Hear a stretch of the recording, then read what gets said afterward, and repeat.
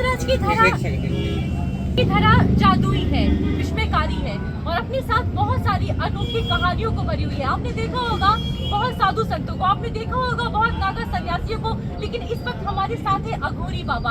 आप देख सकते हैं इनका जो स्वरूप है वाकई में वो देखने लायक, और एक बार एक शोभा तो ये बढ़ा ही रहे, लेकिन इनकी कहानी जो है वो भी बिल्कुल जादू की तरह है। तो आइए जानते हैं बाबा से ही कि क्या है उनकी कहानी, उनकी जबानी। गुरु जी प्रणाम। प्रणाम जी। आपका स्वरूप बहुत ही अद्भुत है, ये जो आपके केश है, ये जो आपका स्वरूप जय है। महाकाल, जय भोलेनाथ। जय महाकाल। तो बाबा जी क्या कहानी है आपकी, एक बाबा अघोरी बाबा कैसे बन गया? हमारे कर्म में अघोरीपन था, हमारे कर्म में अघोरीपन था तो अघोरी बनी। बाबा अघोरी बाबा कहते किसे हैं?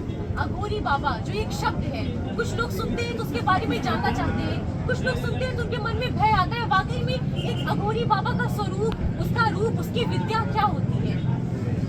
अघोरी बाबा हिंदुस्तान की शान है और जान। हाँ जब कारगिल का युद्ध किया था ना, जी तब अटल बिहारी प्रधानमंत्री ने ये बोला था, जी। मेरे पास एक ऐसी खोज है जो आदमी भी खा जाती है, वाह। और वो है अघोरी बाबा। तो अघोरी बाबा ये बताएं, क्या बाबाओं की जो अघोरी बाबा होती है उनकी क्रिया बिल्कुल अलग होती है, अद्भुत होती है? वो क्रियाएं कौन कौन सी हैं? अघोरी बाबा की क्रिया को कोई जान जी ना कोई देख सकता। जी कहते हैं ना, ज्ञान पूजा के करने के लिए एकांत स्थान होता है। जब ध्यान पूजा पाठ ही नहीं तो वैसे कोई पूजा पाठ नहीं हो सकता। जी।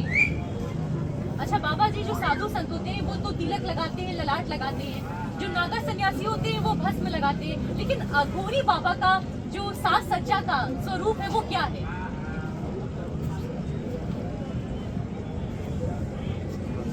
श्रृंगार, जी श्रृंगार।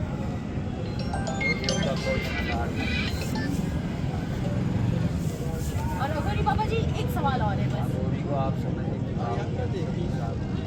जी, तो अघोरी बाबा का ये कहना है कि इनको कोई समझ नहीं सकता, इनकी कहानी जो है वो बिल्कुल जादू की तरह है। इस पर कोई भी टीका टिप्पणी करे या जानना चाहे तो उनका जवाब सिर्फ एक है कि अघोरी बाबा की कहानी उनमें ही लिप्त है। लेकिन एक प्रश्न अघोरी बाबा, जो लोग ये कहते हैं कि जो अघोरी बाबा होते हैं उन्हें शमशान घाट पे देखा गया है बहुत बार कि वो इस भस्म को अपने शरीर में लपेटते हैं, या कहीं कहीं ऐसा एक भ्रम भी लोगों के बीच में है कि जो अघोरी बाबा होते हैं वो मांस खाना पसंद करते हैं। इसमें कितनी सच्चाई है? शव पर बैठ के अपनी क्रिया करते हैं, शव को पाड़ के खाते हैं। बाप रे, अघोरी बाबा का कहना है कि हम शव पर बैठ के क्रिया करते हैं, और अगर उनकी क्रिया के बीच ऐसा कोई खंडन आता है तो वो कह रहे हैं कि वो शव को भी मार देते हैं। क्या ये सच है? पाड़ के खा जाते हैं अघोरी। तो आप जान लें कि हमारी जो प्रयागराज की धरा है वो ऐसी अनोखी नहीं है। मतलब साधु बाबा को तो आपने देखा ही होगा, लेकिन ये है हमारे अघोरी बाबा। अघोरी बाबा, मैं आपका नाम जान तो अटल बिहारी ने बोला था जी पाकिस्तान को कि हमारे पास एक ऐसी फौज पड़ी जो आदमी को खा जाते। वो अघोर फौजी तो है।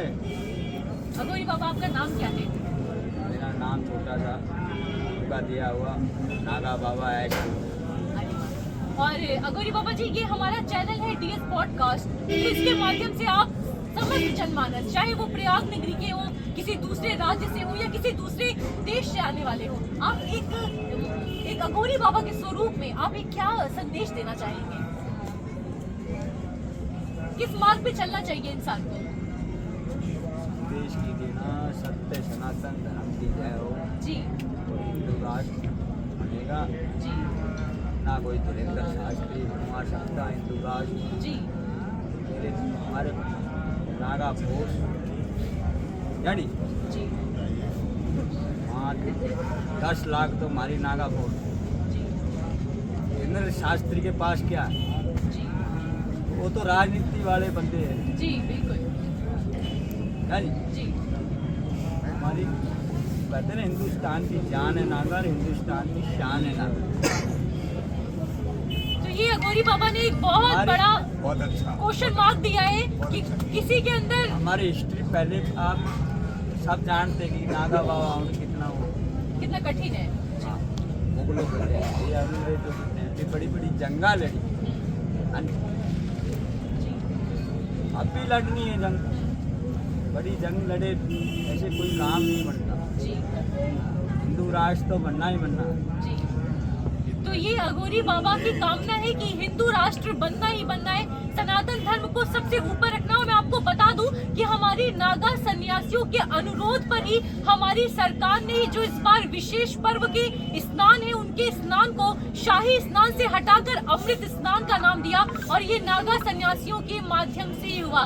तो हम आपको बहुत बहुत धन्यवाद करते हैं DS पॉडकास्ट चैनल के माध्यम से कि आपने समस्त लोगों को इतनी बड़ी जानकारी दी, और हम कामना करते हैं कि वाकई में हमारा राष्ट्र एकमात्र हिंदू राष्ट्र बने। इसी कामना के साथ मैं आपको बहुत बहुत धन्यवाद करती हूँ। धन्यवाद गुरु जी। धन्यवाद धन्यवाद। जय भोलेनाथ, सनातन धर्म की जय। जय श्री राम।